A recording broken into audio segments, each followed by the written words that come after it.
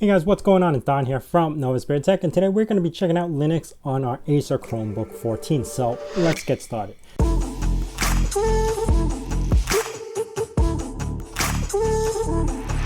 Now, a couple of weeks ago, I went over to microcenter and picked up an Acer Chromebook 14 in hopes of installing Windows 10 onto this guy, which was very successful. And the whole thought process of me buying this computer will be up on that video as well, and I'll leave in the link down in the description. Chromebooks are not known for their horsepower. Now, this guy has an Intel Celeron N3160, which clocked at 1.6 gigahertz and 2.2 turbo boost with 4 gigs of RAM and 16 gigabytes of eMMC. Yeah, not that powerful. To be honest, running Windows on this guy is a little bit of a struggle because of the lack of RAM. 4 gigs of RAM cannot support a Windows 10 installation these days anymore. I mean, you can do single task, but once you hit up to multitasking stuff, it really does struggle, and you can see it. So this is where Linux comes in. Now, Chrome OS is a flavor of Linux, and it does really good with memory management. It doesn't require much memory to run that type of operating system. Here comes Gallium OS, which does the same thing. This particular operating system is ran off Ubuntu, but is particularly designed just for Chromebooks, so it will actually have everything you need working right out of the bat. What I mean by that is that the touchpad or the screen brightness or the audio and all that stuff, it works right off the bat without any configurations itself. To install Linux on this guy or Windows, now you basically have to flash the firmware, and there are two sites that you can go to actually download a script to do this, which is coolstar.org. Now, I am using MrChromebox.tech on this particular install because it's more supported by Gallium OS, and it actually works better with the Acers. So that's why I chose that firmware to use. Now, I'm not going to go through every detail of it. You can actually watch it on my previous video on the full detail of installing, but now here's the quick and dirty of it. You basically have to remove the right protection screw off this guy, which is in the computer, which requires you to take this apart. You download whichever firmware you're planning to use, and you basically go through a setup prompts. Just remember to back up the original firmware so you can always roll back to Chrome OS if you needed to. Once you go through that install, it will boot up like a normal laptop, and then you could use your install media. Now, I downloaded 3.1 Gallium OS, and I loaded it onto a USB using Etcher. Once I pop that in, it basically installs like any Linux distro. You just go through the installation and hit next through everything and don't have to read a thing. No, I'm kidding. Just read what you're going to do, and it will install this into the computer and you're set. At first boot, this guy is very impressive. This is such a clean look. It actually still maintains all the transparency. So you have the drop shadows, you have the transparency, you have the terminal transparency. Everything is very, very clean on this guy, and I really like it. I particularly enjoyed it because I was actually able to multitask with it without having much of an issue. So as you can see, I actually have a couple of browsers open, well, two tabs actually. The main tab that you could actually scroll around, and something on YouTube. I disabled the audio, so I don't get flagged for it, but the terminal also has like some sort of transparency, if you can see, which I like that they kept, and also the drop shadows, and as well as, look, I'm only running 946 megs of RAM with two tabs, and one being YouTube, which it takes actually a lot of memory. Now, if I was to actually click on like some sort of video, it loads instantly. Like, it loads really quick. It's very responsive, and here I can still do my normal stuff. That's NeoFetch. It's been up for 5 hours. It's got my 1080 screen resolution. It's running XFCE. I really like it. I mean, I had no problem running it. I might want to play around with the settings a little bit to make my DPI scale maybe a little bit higher because my mouse cursor is a little bit small, but otherwise, it's running really well. And right now, with the video running, it's only 1,000 megabytes, 1 gig.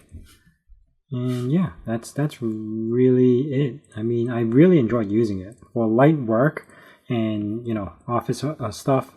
It works really well. Let's see, Steam, and it's just starting up right now. Yeah, it's using 100% of the CPU, 1.3 gigs of RAM, and yeah, it looks pretty good. I got a video running right now. I don't see any lag issues right now. Steam is running. I could probably do some browser terminal stuff. All right, close this out. I did install Snap because I do like using Snap now, so I've been using a lot of Snap applications, so I installed Snap as well. And yeah, by default, Gallium does not have a webcam program, I don't think. I didn't see any. Let me see. I'm trying to install one right now. But yeah, I don't remember seeing any webcam. Look at that, webcam does work pretty well. I know this is a 720p, so it's not going to be that bad, and it actually looks pretty good in this. The lighting keeps switching on and off, but yeah, it seems to be working pretty well. Video, burst, oh okay, cool. Oh, I could do effects in this? What kind of effects? Oh, edge. Oh, that's cool. I actually never played around with this program. I know it's available. Wow, imagine I did a whole video in that kind of setting. Now in Windows, having 4 tabs or 5 tabs open, it starts throwing everything into swap, and you start noticing the sluggishness. But in this guy, it was fine. I was able to run multiple apps, multiple tabs, and I still have plenty of RAM to go. Now for boot up test, if I'm comparing this to Windows, this actually boots up 15 seconds faster than Windows. It boots up in 30 seconds basically, while Windows is 45 seconds.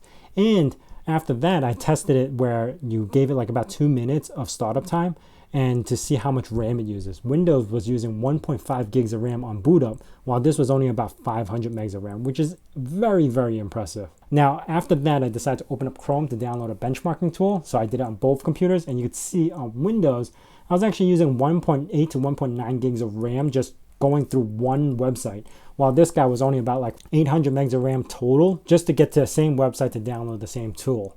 Now, it's worth mentioning that when I was downloading through Wi-Fi, it was a little bit fast on Windows. I was getting 6.6 to 6.8 megabytes download, while I was only getting about 4.8 to 5.0 download through the same website, through the same server. So I don't know what's up with that. To download the benchmark tool, I decided to do that benchmark, which is Vendetta Mark, and it's a time-based benchmark, meaning it will render every single frame regardless of computer. So if you got a faster computer, it might render or finish the benchmark in like 5 minutes versus one of these guys where it takes 20 minutes. Yes, and it does take 20 minutes.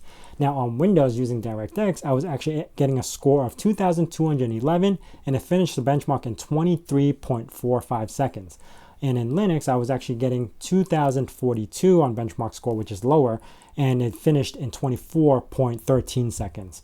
And I'm guessing OpenGL is slightly slower, which I do notice that in other like installations. But as far as Geekbench, just CPU benchmarking, in Windows, I was getting 212 on single core and 772 on multi-core. And on Linux, I was getting 228 and 807 on multi-core, which is a little bit better. Everything works off the bat using Gallium. I have not tried any other Linux operating systems, but I did read some guides where certain things weren't working, in particular, which is the mouse driver.